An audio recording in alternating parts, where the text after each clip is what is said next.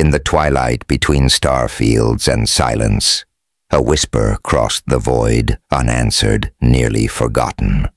What began as a last breath of hope from a dying ship would echo across empires, awaken lost ideals, and forge a bond that would reshape the stars themselves. This is the story of one signal and the ones who answered. The silence of deep space surrounded Verin Solari as she floated through the bridge of her damaged research ship. The lights flickered, casting strange shadows across the alien equipment. She was the last one awake. The rest of her Aloran crew slept in their emergency pods, their blue skin hidden behind frosted glass as the life support system struggled to keep them alive. Alara moved her six-fingered hand across the main control panel. The ship computer showed critical damage to the engines and hull. The wrecking attack had been swift and brutal. Her people, the Alorans, were scientists and explorers, not warriors. They had no defense against the wrecking weapons. System status report. Alara said, her voice quiet in the empty bridge. The computer's voice crackled through damaged speakers. Life support at 28% capacity, hull integrity at 43%, engine function at 12%, communication systems at 17%. Alara closed her large, dark eyes. The situation was worse than yesterday. All systems were failing faster than she could repair them. Her slender body felt heavy with exhaustion and fear. Distance to nearest Aloran outpost, she asked, though she already knew the answer. 8412. Light years to nearest friendly territory. Too far, much too far. The Alorans had sent their best scientists to study ancient ruins in this uncharted section of space. They had known it was dangerous, but the knowledge they might gain had seemed worth the risk. Now Alara wondered if any discovery could be worth the lives of her 15 crew members. She pushed away from the control panel and floated toward the observation window. Stars stretched infinitely in every direction. Somewhere out there, the Zareth ships that had attacked them were probably still searching, making sure no Serathi survived to report what they had found in the ruins. The ancient technology they had discovered was too powerful. The Zareth wanted it for themselves. They had always been aggressive, taking what they wanted from weaker species. The Alorans had simply been in their way. Alara moved back to the control panel. She had one option left, one that probably wouldn't work. The quantum rescue node could send a signal instantly across vast distances, but there was almost no chance anyone would hear it this far from civilized space. Even if they did, who would come? The Alorans had few allies with ships strong enough to face the Zareth. Still, she had to try. "Computer, prepare quantum rescue node," she said. "Warning. Activating quantum rescue node will drain 30% of remaining power reserves. Understood. Proceed." The computer beeped as it prepared the beacon. Alara recorded a short message explaining their situation, who they were, and why they needed help. She didn't mention the ruins or the technology they had found. That information was too dangerous. "Beacon ready," the computer announced. Alara took a deep breath. "Activate." A soft hum filled the bridge as the distress call shot into space, traveling instantly through quantum space to cover thousands of light years in all directions. The lights dimmed as the ship diverted power to the beacon. Message sent. The computer confirmed, repeating signal every 4 hours until power reserves reached critical levels. Now all Alara could do was wait and hope.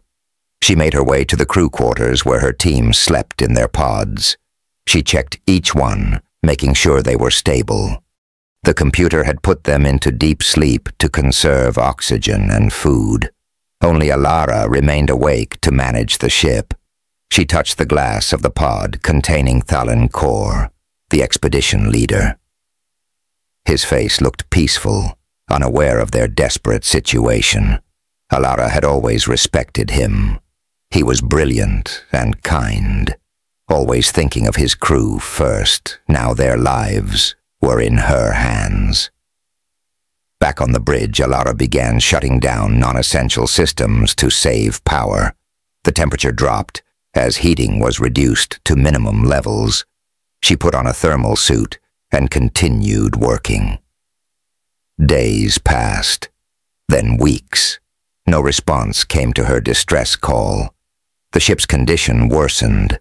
A small meteor shower caused further damage to the hull. Alara spent hours in a spacesuit, making repairs with their dwindling supplies. After a month, she knew she had to make a difficult choice. The life support system could no longer sustain her and keep the crew alive in their pods. She would need to enter hyperslumber herself. "Computer prepare stasis chamber for emergency suspension," she ordered. "Warning with no conscious crew members.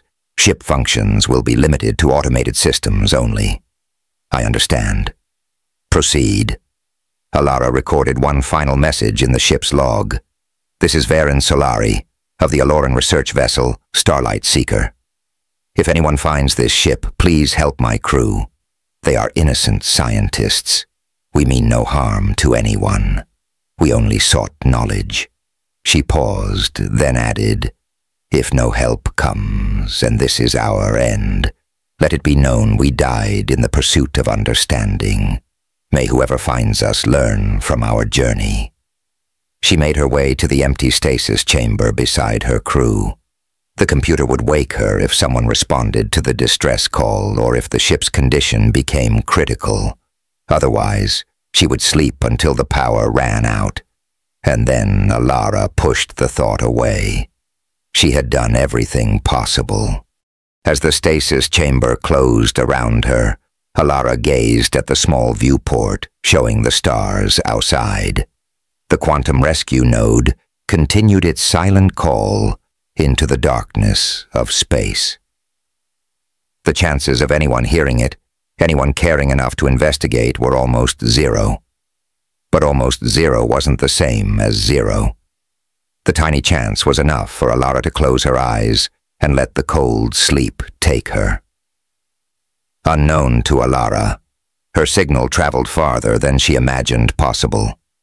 At the edge of human space aboard the newly commissioned warship TSV, Resoluta communications officer named Comms Officer Tal Vex noticed an unusual reading on his console. "Captain," he called out, "I'm picking up some kind of distress signal. It's not using any standard frequency." Captain Dorian Riker moved from his command chair to look at the reading. "Can you determine the source?" Kelly shook his head. "It's coming from deep space, well beyond our normal patrol routes. I've never seen this signal pattern before." First Officer Maria Diaz joined them. "Could be a trap," she suggested. "We haven't mapped that sector yet." Captain Russell studied the signal pattern. During his 20 years in the Terran Vanguard, he had developed strong instincts. Something about this signal felt genuine. Humanity had only been traveling the stars for 60 years. They had met few other species, some friendly, some not. Their policy was clear: proceed with caution, but never ignore a call for help. "Plot a course to the signal origin," Russell ordered, "and the alert command of our intentions." "Sir, that's at least 2 weeks' travel at maximum speed," Lieutenant Navigator Aristre said from the navigation station. "And we'd be leaving our assigned patrol area." Russell nodded. "I'm aware, Lieutenant, but someone out there needs help. The Defiant is the closest ship. We answer the call." As the Defiant changed course, heading into unknown space, the quantum rescue node continued its regular pulse from Alara's dying ship. Help was coming, though neither human nor Serathi yet understood how this meeting would change the course of galactic history. The TSV Resolute moved through space at maximum speed for 10 drift phases. The crew worked in shifts, preparing for whatever they might find at the source of the strange distress signal. Captain Dorian Riker spent most of his time on the bridge watching the stars streak by through the main view screen. 2 hours until we reached the coordinates, Commander Sarah Kyle announced. Russell nodded. All departments, status report. Around the bridge, officers checked their stations. Lieutenant Navigator Aris Dre spoke first from navigation. Courses steady, Captain. All navigation systems nominal. Comms Officer Tal Vex reported from communications. Signal is still active but growing weaker. Whatever's sending it is losing power. From the tactical station, Commander Elin Thorne frowned at her screen. Long-range scanners showed debris in the area. Looks like there was some kind of fight. Dr. Kalen Voss, the ship's chief medical officer, stood near the captain's chair. Medical bay is prepared for possible casualties, including non-human. Life forms. Russell turned to Security Chief, Lieutenant Commander Joran Nash. Prepare a boarding team. Full environmental suits and lingua code relays. We don't know what we're walking into. Yes, sir, Simmons replied, leaving the bridge to gather his team. First Officer Diaz moved closer to Russell. Alan, she said quietly, using his first name when no other crew could hear. Command still hasn't responded to our message about investigating this signal. They're probably still deciding which bureaucrat should sign the response, Russell said with a small smile. By the time they tell us not to go, we'll already be there. Diaz nodded. She had served with Russell for 3 years and trusted his judgment. If someone needed help, Russell would help them. That was just who he was. Dropping out of FTL. Travel in 5, 4, 3, 2, 1. Lieutenant Miller announced. The stars on the view screen stopped streaking and returned to normal points of light. In the center of the screen, a small damaged ship drifted against the blackness of space. Scan. That vessel Russell ordered. Comms Officer Tal Vex studied his readings. It's definitely the source of the distress signal. Design is unlike anything in our database. Hull is damaged in multiple places. Power output is minimal.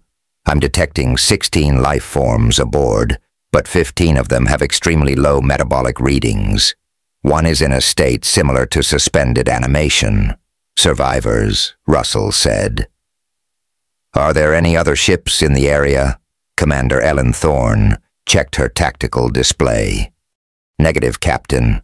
We're alone out here for now. Russell stood from his chair. Doctor, Howard joined the boarding team.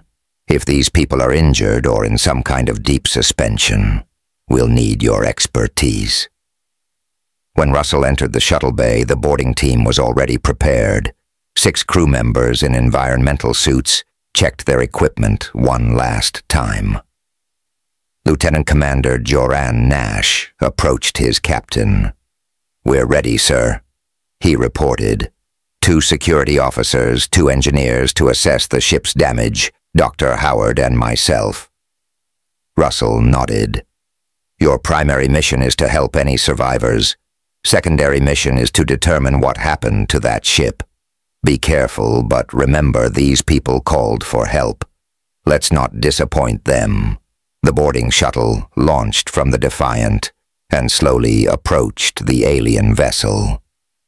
Up close, the damage was even more evident. Large holes had been blasted in the hull, though emergency force fields kept the atmosphere from venting completely. Those are weapons impacts. Security Officer Sergeant Lyra Dent noted. Someone attacked this ship deliberately. The shuttle pilot, Nico Halvern, located a functional docking port. With careful maneuvering, he connected the shuttle to the alien ship. Atmosphere. On the other side is breathable but thin. Dr. Howard reported checking his scanner. Gravity is active but at 60% of Terra normal. Temperature is just above freezing. Lieutenant Commander Joran Nash led the way, the team moving cautiously through the airlock into the alien vessel. Their helmet lights cut through the darkness of the ship's corridors. The architecture was strange. Doorways taller and narrower than human standards, writing in an unknown script on the walls, and equipment unlike anything they had seen before. "Life signs are this way," Howard said, following his scanner down a corridor. They passed rooms filled with damaged equipment and scientific instruments. One of the engineers, Chief Tech Aaron Vale, stopped to examine a device. "This is incredible technology," he said. "Some of these components look more advanced than anything we've developed." They continued until they reached a large chamber filled with pod-like structures. Inside each pod was a blue-skinned, slender being with large eyes and 6-fingered hands. "These must be the crew," Dr. Howard said, examining the nearest pod. "They're in some kind of deep suspension. The pods are keeping them alive, but the power is failing." Lieutenant Commander Joran Nash reported their findings to the Defiant. "Captain, we found the crew. They appear to be in suspended animation. Dr. Howard believes they're stable for now, but their systems are running out of power." "Understood." Russell's voice came through their comms. "Is there any sign of who might be in charge?" The team searched the chamber until they found a pod that was different from the others. Its systems showed signs of more recent activation. "I think we found them," Dr. Howard said. "This pod has only been active for a few weeks, while the others have been running for months." He studied the pod's control panel, comparing it to his medical scanner. "I think I can safely revive whoever is inside." Lieutenant Commander Joran Nash nodded. "Do it." Dr. Howard carefully worked the alien controls. The pod hummed, and the frost on its clear cover began to melt. Inside, the blue-skinned being's eyes fluttered. The pod opened with a soft hiss. The alien inside took a gasping breath and slowly sat up, blinking in confusion at the strange being surrounding her. Elara Voss had expected to die in her sleep as the ship's power finally failed. Instead, she woke to find creatures in strange suits standing around her pod. Their bodies were bulkier than Serathi physiology, and she couldn't see their faces behind their helmets. Fear shot through her body. One of the creatures stepped forward slowly and held up empty hands in what seemed to be a peaceful gesture. It touched a device on its suit, and a voice spoke in a language Elara had never heard before. Dr. Howard activated his lingua code relay, hoping it could process the new language. "We mean you no harm. We received your distress signal and came to help. Can you understand me?" The translator analyzed the sounds and attempted to find patterns. After a moment, it began converting Howard's words into sounds that approximated the alien's language. Elara's eyes widened as she heard the strange sounds shift into something almost understandable. The translation was rough, but she could make out the meaning. "You received our signal?" she asked in disbelief. "Who are you?" The lingua code relay processed her speech and converted it for the humans to understand. "We are humans from the planet Terra," Dr. Howard explained. "Our ship is called the Defiant. We detected your distress call and came to investigate. Are you injured?" Elara couldn't believe what she was hearing. An unknown species had traveled across space to answer her desperate call. It seemed impossible. "My crew," she said urgently. "Are they alive?" Dr. Howard nodded. "They appear to be stable, but your ship's power systems are failing. We need to get you all to our ship where we can help properly." Elara looked at the strange being surrounding her. After months alone in space, hunted by the Reckons, she had given up hope. Now these humans had arrived from nowhere. "Why?" she asked simply. "Why would you come so far to help strangers?" Lieutenant Commander Joran Nash and Dr. Howard exchanged glances, confused by the question. "Because you needed help." Howard answered as if it were the most obvious thing in the world. That's what we do. The next 20 chronocycles were busy for both humans and Ilarans. The Defiance crew worked to transfer the sleeping Ilaran scientists to their biosupport module, where Dr. Howard and his team set up special equipment to maintain their deep suspension. Captain Russell ordered engineering teams to begin repairs on the damaged Ilaran ship. Ilara Voss stood in the Defiance conference room watching the stars through the large viewport. She had changed from her tattered uniform into clean clothes provided by the humans. Though designed for human bodies, the fabric adjusted somewhat to her slender frame. The door opened and Captain Russell entered with First Officer Diaz and Dr. Der Howard. They sat at the conference table and invited Ilara to join them. "How are you feeling?" Dr. Howard asked. "Better, thank you," Ilara replied. The lingua code relay had improved after analyzing more of her speech patterns. "I still cannot believe you came." Captain Russell smiled. "Your distress signal was clear. Someone needed help." Ilara tilted her head, studying these strange aliens. "In my experience, most species do not risk themselves for strangers." "Maybe you've been meeting the wrong species," Russell said. "Now can you tell us what happened to your ship?" Ilara nodded and explained about the Sarathi research mission, though she was careful not to mention the ancient ruins or the technology they had found. She described how the Zareth had attacked without warning, damaging their ship before they could escape. These Zareth First Officer Diaz asked, "Are they likely to return?" "Yes," Ilara said simply. "They are very thorough. They will want to be certain no Ilaran survived to report their actions." Captain Russell exchanged glances with his officers. "Then we need to move quickly, Dr. Howard. How soon can the Sarathi crew be safely revived?" "I'd recommend keeping most of them in deep suspension until we reach Solara Expanse," Howard replied. "Their medical needs are complex and our facilities aren't designed for their physiology. Ms. Voss here seems to be adapting well, but I wouldn't want to risk the others unnecessarily." Russell nodded. "And the Ilaran ship, can it be repaired?" "Chief Engineer Chief Corel Vance says the damage is extensive," Diaz reported. "We could get basic systems running again, but without proper facilities, it won't be space-worthy. We should take what we can and destroy it," Ilara suggested. "If the Zareth find it, they will learn much about Ilaran technology, and they might be able to track where we've gone." Russell considered this. "We'll salvage any critical systems and data. Then we'll rig the reactor to overload once we're at a safe distance." Suddenly, the ship's alert system activated. Lieutenant Kelly's voice came through the comm system. "Captain, to the bridge. We've detected 3 ships entering the system." Everyone rushed to the bridge. On the main view screen, 3 angular vessels approached, their hulls covered in weapon ports, Zareth warships.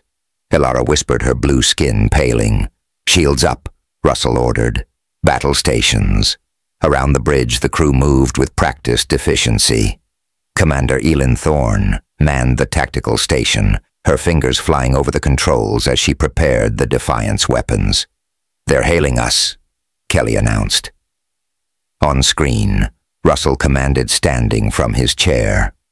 The view screen changed to show a harsh-looking alien with gray-scaled skin and yellow eyes. Sharp teeth showed when it spoke. "Unknown vessel," the Zareth commander said through the translation system. "I am Commander Zarl of the Zareth Imperium. You are interfering with our military operation. Surrender the Sarathi research team immediately." Russell stepped forward. "I'm Captain Dorian Riker of the Terra ship Defiant. We answered a distress. Call as is our custom. The Sarathis are under our protection now." The Zareth commander's eyes narrowed. Protection. This is not your concern, human. The Sarathis violated our territory. Hand them over and we will allow you to leave. I'm afraid I can't do that, Russell replied calmly. In our culture, when someone asks for help, we provide it. The Sarathis have requested asylum, which we've granted. Commander Zarl seemed confused by this response. You would risk conflict with the Zareth Imperium for aliens you just met. This is illogical. Russell smiled slightly. Perhaps, but it's our way. Zarl's patience ended. You have one tactical cycle to surrender the Sarathis, or we will take them by force. The screen went dark. They outnumber us 3-1. Commander Elin Thorne reported from Tactical. Their weapons are powerful, but their shield technology seems less advanced than ours. Russell turned to Alara. Is there anything else you can tell us about Zareth tactics? Alara nodded. They always attack in formation. Their commanders never deviate from established battle plans. They consider it dishonorable. A slow smile spread across Russell's face.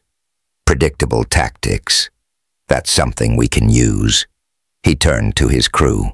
We have one tactical cycle to prepare a surprise for our Zareth friends. The next 60 minutes were a flurry of activity. Engineer Martinez modified the shields based on readings of Zareth weapons. Lieutenant Miller programmed unusual flight patterns into the navigation system. Commander Elin Thorne adjusted the targeting systems to focus on specific weaknesses in Zareth ship design that Alara had identified. When the hour ended, the 3 Zareth ships moved into attack formation. Their powering weapons, Warren announced. Evasive pattern Alpha Russell ordered hold fire until my command. The Defiant moved in a way the Zareth had never seen before, breaking from the expected defensive posture and diving between 2 of the enemy ships. The Zareth, confused by this tactic, hesitated to fire, worried about hitting their own vessels. Now Lieutenant Warren Russell commanded. The Defiant's weapons fired, targeting the propulsion systems of the lead Zareth ship. The modified shields of the human vessel held against the return fire. Their formation is breaking, Diaz observed. Russell nodded. They don't know how to respond to our tactics. Keep moving, Lieutenant Miller. Don't let them predict our pattern. The battle continued for 20 minutes. The Defiant darted between the Zareth ship, striking quickly and then moving away. The human crew worked together smoothly, each person making decisions without waiting for orders when necessary. Alara watched in amazement. The Alorans were peaceful researchers, not warriors. They had never seen combat like this. What impressed her most was how the humans fought. Not with rage or hatred, but with calm determination and teamwork. One of the Zareth ships lost power to its weapons. Another suffered damage to its navigation system. Commander Zarl's flagship, though still functional, couldn't land a solid hit on the nimble human vessel. They're retreating, Warren announced as the Zareth ships began to pull away. A message came through from Commander Zarl. His voice was stiff with controlled fury. This is not over, humans. You have made an enemy today. Russell watched the Zareth ships disappear into faster-than-light travel set course for Solara Expanse, maximum speed, he ordered, and prepared to destroy the Sarathi vessel as planned. He turned to find Alara staring at him and his crew with an expression he couldn't read. "What's wrong?" he asked. "Nothing is wrong," she replied softly. "I am trying to understand. Your people fought to protect strangers. Your crew makes decisions without waiting for orders. Even when damaged, you refuse to surrender. These concepts are unusual in galactic society." Russell shrugged. "It's just who we are." As the Defiant sped away from the battle site, the damaged Sarathi research vessel exploded behind them, leaving no trace for the Zareth to follow.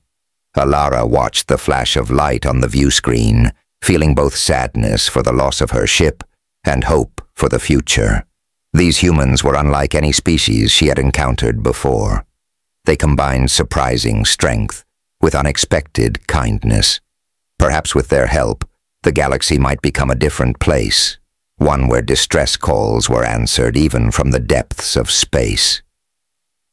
The journey to Solara Expanse took 4 star cycles. During this time, Alara became a student of human behavior. She observed the crew at work and rest, asking questions and taking mental notes about everything she saw. The humans in turn were curious about her and her species. In the ship's lounge, Alara sat with science officer, analyst Naira Lin. The human woman had bright red hair pulled back in a neat bun and friendly eyes that crinkled when she smiled. "So your people have never developed weapons?" Linda asked, sipping her coffee. Alara shook her head. "We have simple defensive technology, but nothing like your ships. Serathis believe knowledge should be used to create, not destroy. Yet you explore dangerous regions of space," Linda pointed out. "The pursuit of knowledge involves risk," Alara replied. "We accept this. What we don't understand is why your species would risk yourselves for strangers." Linda thought for a moment. "Humans have a complicated history. For thousands of years we fought each other over resources, beliefs, and territory. We nearly destroyed ourselves several times. Then why help others? Why not focus only on your own survival?" "Because we learned something important," Linda said. "When we finally looked beyond our planet, we realized how vast and dangerous space truly is. We understood that intelligent life is precious no matter what form it takes." Alara considered this. Many species reach space and become more protective, more isolated. Linda nodded. "We considered that path. Some humans still argue for it, but our leaders decided that extending the hand of friendship serves us better in the long run. We'd rather have allies than enemies, even when it puts you in danger." "Especially then," Linda smiled. "Facing danger together creates the strongest bonds." Later that day, Captain Russell invited Alara to observe a training exercise on the bridge. The crew ran simulations of emergency situations, practicing their responses. Alara was struck by how each person made quick decisions without always waiting for orders. "Your command structure is unusual," she told Russell afterward. "In Serathi ships, no one acts without direct instructions from superiors." Russell laughed. "If my crew waited for me to tell them everything, we'd be dead 100 times over. I expect them to think for themselves. But what if they make mistakes? Then they learn from them. Making a wrong decision quickly is often better than making the right decision too late." This concept fascinated Alara. Among her people, avoiding mistakes was paramount. The idea that errors could be valuable learning experiences was revolutionary. As days passed, Dr. Howard began carefully waking some of the Serathi crew from hyper-slumber. Thalen Kor, the expedition leader, was the first to be revived. His reaction to finding himself on a human ship mirrored Alara's initial shock. "These beings fought the wrecking for us." He asked Alara in their native language, "Why would they do such a thing?" "I have been studying them," Alara replied. "They are unlike any species we have encountered. They combine strength with compassion. In a way I find difficult to explain." In the biosupport module, Thalen Kor spoke with Dr. Howard through the translator. "My people owe you a great debt. Without your intervention, we would surely have perished." Howard smiled as he checked Thalen Kor's vital signs. "Just doing our job. Besides, we've learned a lot from Alara about your species. The exchange of knowledge benefits us all." "Knowledge?" Thalen Kor glanced at Alara with concern. What have you told them about our mission?" "Only that we were researchers," she assured him quietly. "Nothing about what we found." Later in a private moment, Thalen Kor questioned Alara more directly. "We cannot share the technology from those ruins. It is too dangerous." I know Alara agreed, but these humans saved our lives without asking for anything in return. They fought. For us, Thalen Kor. No one has ever done that for Serathis before. Thalen Kor frowned. Their willingness to engage in combat concerns me. What if they use the ancient technology for warfare? I've been observing them closely, Alara said. They are warriors, yes, but not conquerors. They use strength to protect, not dominate. You sound like you admire them. I do, Alara admitted. They are contradictory beings, capable of great violence, yet equally driven by compassion. They value individual thinking, but work together seamlessly. It's fascinating. As more Serathi scientists woke from hyper-slumber, a picture emerged of a species unlike anything in their experience. The humans shared their knowledge freely, expecting nothing in return. They welcomed questions and seemed to enjoy explaining their customs and history. Engineer Chief Corel Vance showed Aloran scientists around the engine room explaining how their propulsion systems worked. In the research lab, analyst Naira Lin and the Serathi biologists exchanged information about different life forms they had encountered in their travels. "Your approach to space exploration is admirable," one Serathi scientist told Linda. "You seek to understand, not merely catalog. Isn't that the point?" Linda replied, "The universe is full of wonders. Understanding them is what makes us better." As the Defiant approached Solara Expanse, Captain Russell received a message from Command. He called Alara and Thalen Kor to his strategic deck to discuss it. "Terra Central is sending a diplomatic team to meet us at Relay Node Sigma 7, he explained. "This is the first official contact between our peoples. They're very excited, as are we," Thalen Kor said. "Though I must admit some concern about how your government will view us. Will they expect payment for our rescue?" Russell shook his head. "That's not how we operate. You requested asylum and we granted it. No conditions. But surely your leaders will want something in return." Thalen Kor pressed. "They'll be interested in establishing diplomatic relations, learning about your people, sharing scientific knowledge, the usual first contact protocols. But your rescue was unconditional." This concept seemed to surprise Thalen Kor more than anything else he had learned about humans. On the bridge, Commander Elin Thorne reported from Tactical. "Captain, long-range sensors are picking up unusual activity near Relay Node Sigma 7. Several unidentified ships have taken up position there." Russell frowned. "Zareth configuration doesn't match," Warren replied. "But they're definitely not Terran Vanguard." First Officer Diaz reviewed the sensor data. "Those look like Aloran ships, Captain." Alara and Thalen Kor exchanged shocked glances. "That's impossible," Thalen Kor said. "We had no way to contact our homeworld." Comms Officer Tal Vex spoke up from communications. "Sir, we're receiving a transmission from the lead ship. They're identifying themselves as the Aloran Defense Fleet." "Defense Fleet?" Alara whispered. "We don't have a defense fleet." Russell raised an eyebrow. "It seems your people have been busy in your absence."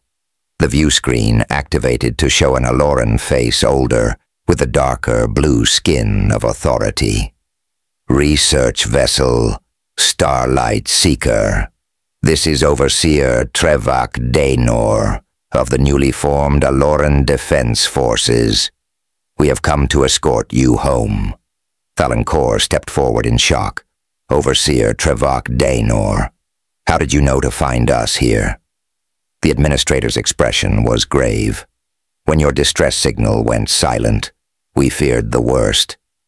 Then our long-range monitors detected weapons fire in your last known location, and shortly after we began receiving scattered reports of a new species that had engaged the Zareth in combat to protect Aloran researchers. He looked at Captain Russell with curious respect. "Are these the humans we have heard about?" Russell nodded. "Captain Dorian Riker of the TSV Resolute." We answered a distress call. "Nothing more. Nothing more." Voral repeated. "Captain, your actions have changed everything. The Aloran Confederation has existed for centuries as researchers and explorers always avoiding conflict. After hearing what you did for our people, many Alorans began to question this approach." Alara looked at Thalin Kor, then back at the screen. "You formed a defense fleet because of what the humans did." "Yes," Voral confirmed. "Their example showed us that sometimes one must stand firm to protect knowledge and life.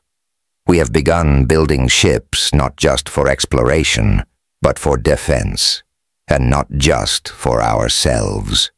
Russell smiled slightly. "Sounds like we have a lot to talk about, Administrator." 6 months passed since the rescue in deep space. On Terra's largest orbital nexus, Alara Vaugh stood by a wide viewport watching ships come and go.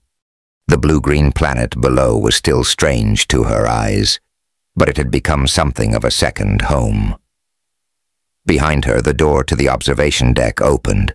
Captain Dorian Riker, now wearing the formal uniform of an Terran Vanguard Admiral, entered the room. "I thought I might find you here," he said with a smile.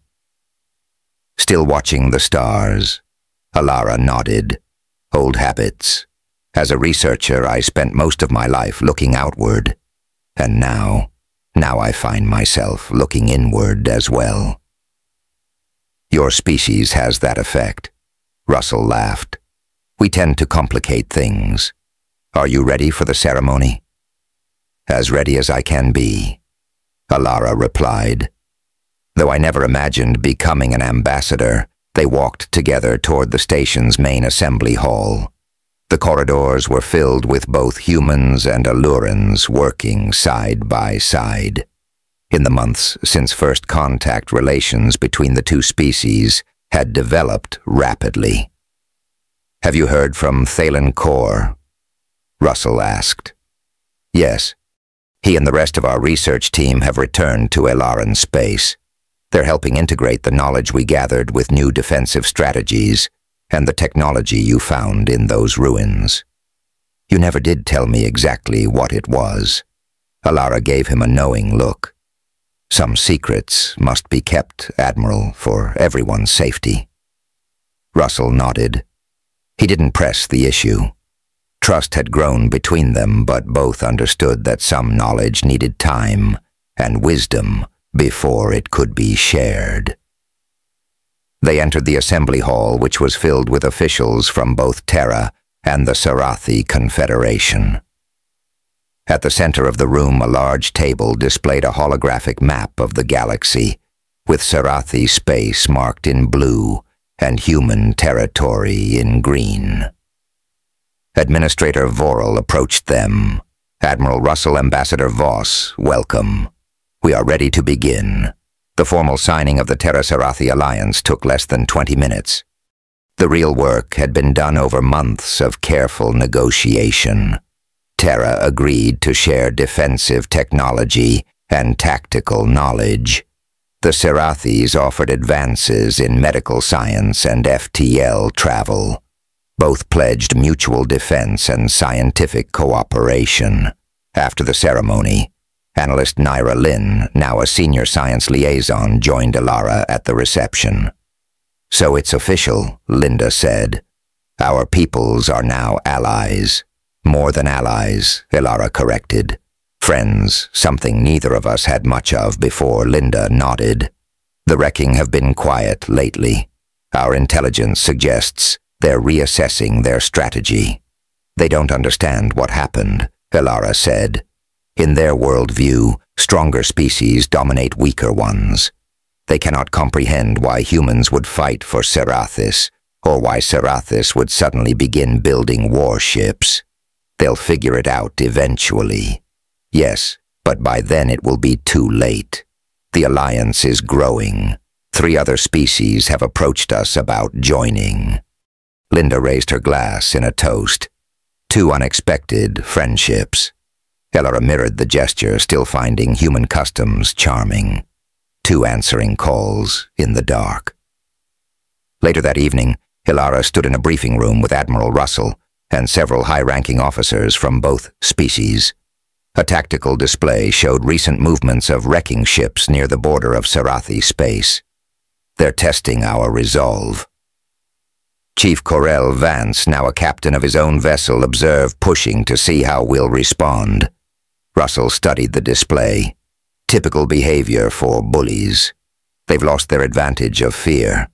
We've received an interesting development, Ellara said, activating her data pad. My sources report that several research ships that went missing in wrecking territory have escaped. They sent a coded message asking for rendezvous coordinates. More survivors? Russell asked. Yes. When news spread about how humans answered our distress call, it inspired others. Several Serathi science teams managed to escape captivity. They reported that many other species held by the wrecking are watching closely. Commander Ellen Thorne, recently promoted to commander, leaned forward. We could be looking at a significant shift in power throughout this sector, all because 1 ship answered a distress call. Russell said quietly. Ellara nodded. Small actions can have large consequences. Before you rescued us, most species in this region believed resistance against the wrecking was impossible. Now they see another path. The tactical display updated, showing the position of the joint Earth-Serathi fleet, 20 ships, a mix of human warships and newly built Serathi vessels, prepared for their first joint mission. Operation Safe Harbor is ready to launch. First Officer Diaz, now Captain Diaz of the USS Horizon, reported, "We can reach the rendezvous point in 3 days." Russell nodded. "Proceed as planned. But remember, this is a rescue mission, not a military engagement. We avoid conflict if possible." "And if conflict finds us?" Commander Warren asked. "Then we show the wrecking that the rules have changed," Russell replied. "But we don't fire first." Ellara watched the humans plan the mission. 6 months ago, she had been alone in deep space with no hope of rescue. Now she stood among friends, planning to help others who faced the same desperate situation. Later, alone in her quarters, Ellara recorded an entry in her personal log. "It has been exactly 8 lunar orbits since the Defiant answered our distress call. In that time, more has changed than I could have imagined. The Serathi people have begun to understand that knowledge without action can be as empty as action without knowledge." She paused, collecting her thoughts. "The humans have a saying. The only thing necessary for evil to triumph is for good people to do nothing. Before meeting them, my people believed observation and documentation were enough. Now we understand that sometimes one must stand firm, must act rather than merely observe." Ellara looked out her viewport at Earth below. What makes humans remarkable isn't their technology or even their fighting capability. It's their instinct to help, their refusal to ignore those in need. In answering one small distress call from beings they had never met, they've changed the course of galactic history. She smiled as she watched a human ship launch from the station, heading out to the stars. Tomorrow we depart to rescue more stranded researchers. More beings who, like me, sent desperate calls into the darkness with little hope of response. This time, they will receive an answer. This time, they will learn that in this sector of space, distress calls are heard and answered. As Alara prepared for sleep, her communication panel chimed. A message from Captain Russell appeared. "Final mission briefing at Oro 900. Don't be late, Ambassador. We've got people waiting for us out there." Alara sent a simple reply. "I'll be there. Some calls must be answered no matter how far we must travel." She fell asleep, watching the stars, no longer feeling alone, in the vast darkness of space. Somewhere out there, others waited in desperation as she once had. Soon they would know what she now knew, that even in the coldest depths of space, hope could arrive in unexpected forms. Sometimes it arrived in the form of humans, you,